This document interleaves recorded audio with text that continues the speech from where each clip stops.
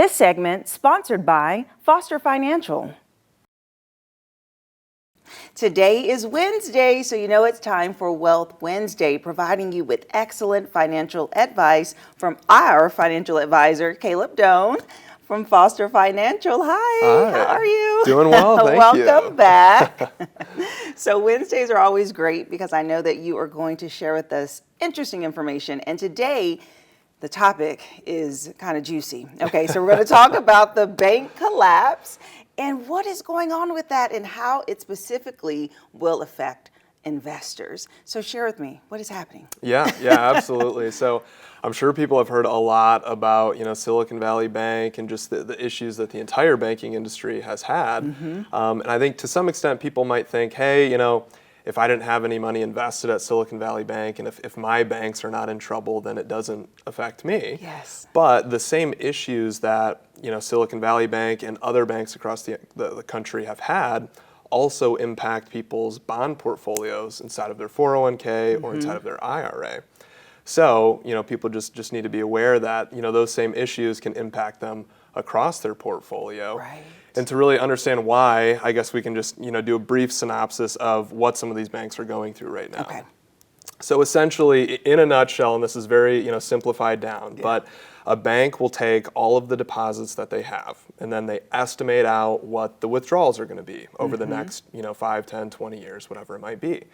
And then they take, a portion of that, they set it aside for the withdrawals, then they take the rest of it and they say, hey, we can use some of this money to buy bonds from the United States government and get an interest rate. We'll share a little bit of that interest rate with, people who have checking and savings accounts, but, that's part of the way that a bank makes a profit.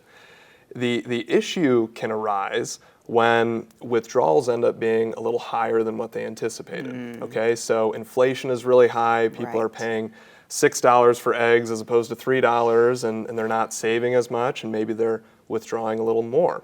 And so the other thing that's impacting banks is that those bonds that they purchased 2 years ago were paying 2%, let's say. And interest rates and bonds have an inverse relationship.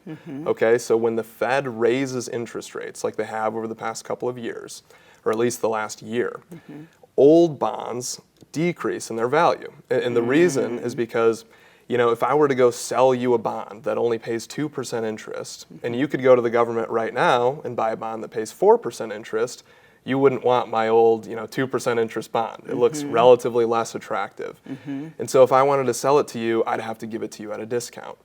And so what happens is that these banks kind of overinvested in some of these long-term bonds with these low interest rates. The Fed raised interest rates, and now the bond that they paid $1,000 for is now only worth $750. And people are taking big withdrawals, and so they're forced to sell these bonds at that discount, realize that loss to pay their clients for their withdrawals.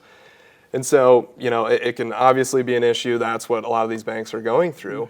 But that same methodology applies to people's bond funds inside their portfolios, which is why, over the past year, the kind of 60-40 ratio of equities to bonds is one of the worst that has happened over the past 50 years because both the bond side and the equity side got hit really hard. Because yes, I was thinking, because if all banks have to go through this process in order to make a profit or to have enough money to balance the withdrawals, is it just bad timing, really, because of the inflation and because of the interest rates changing with the feds?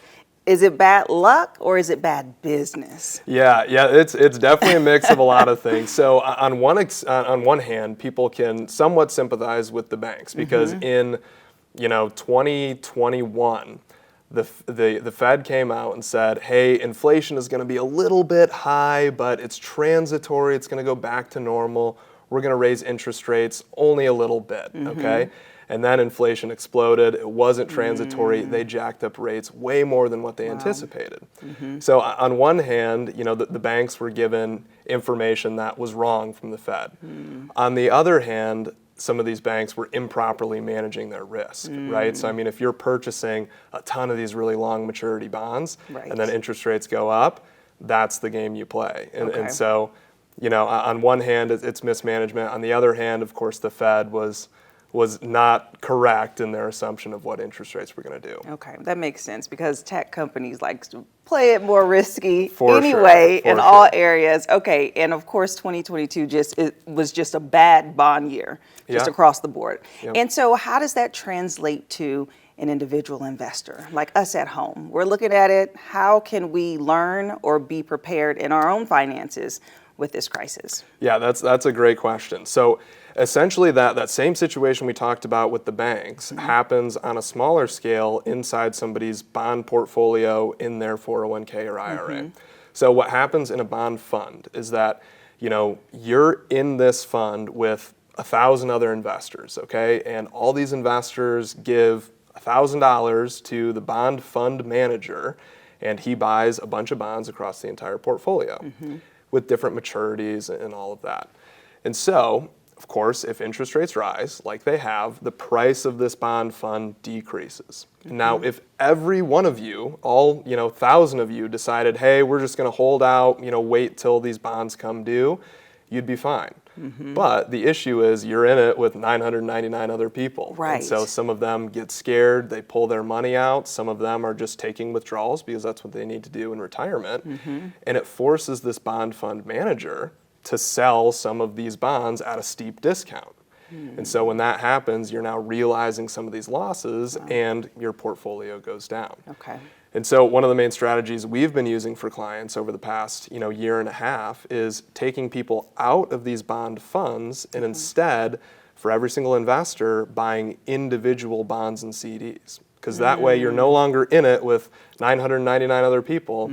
It's just you, and you can decide to hold that bond to maturity or not. And so it just gives you more flexibility to say, hey, I know it's an 8-year maturity, the value's gone down, but I don't need to sell it. I can just wait until it comes due, get my interest, and get my principal back at the end. I like that. Customized, people can make decisions that's right for them at the right time and not be pressured with the crowd. Exactly. Wonderful. Thank you so much, Caleb, for breaking that down. Love the topic, and we appreciate it. Yeah. Yes, and if you want more information about Foster Financial and how they can help you work out and strategize your portfolio through any economic crisis, we'll make sure that we have their website listed below, and we'll be right back. This segment sponsored by Foster Financial.